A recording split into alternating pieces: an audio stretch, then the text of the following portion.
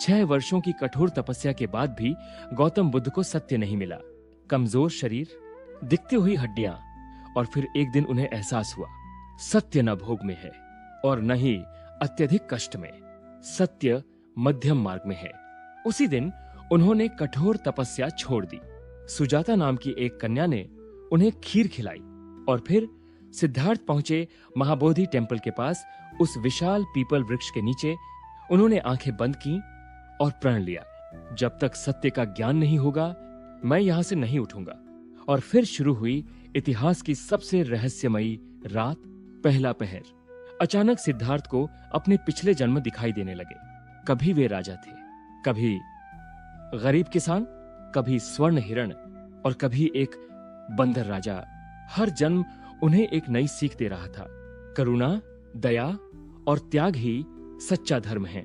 तभी उन्हें समझ आया, जीवन केवल एक जन्म नहीं बल्कि अनंत यात्रा है। दूसरा पहर। अब उन्होंने कर्म का रहस्य देखा। उन्होंने देखा, अच्छे कर्म प्रकाश बनकर लौटते हैं और बुरे कर्म दुख बनकर। एक क्रूर राजा अगले जन्म में दुख भोग रहा था, जबकि एक दयालु गरीब सुख पा रहा था। तभी सिद्धार्थ समझ गए, मनुष्य अपने कर्मों से अपना भविष्य बनाता है। तीसरा पहर। अचानक भयंकर तूफान उठा। मार प्रकट हुआ, भय और मोह का प्रतीक।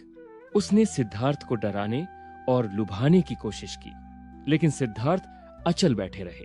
और तभी उन्हें अंतिम सत्य दिखाई दिया, मनुष्य का सबसे बड़ा बंधन उसकी इच्छाएं हैं। जो इच्छा और मोह पर विजय पाले वह जन्म और मृत्यु के चक्र से मुक्त हो जाता है। सुबह की पहली किरण के साथ पूरा जंगल प्रकाश से भर गया और उसी क्षण सिद्धार्थ गौतम बुद्ध बन चुके थे। एक ऐसा मनुष्य जो पूरी तरह जाग चुका था।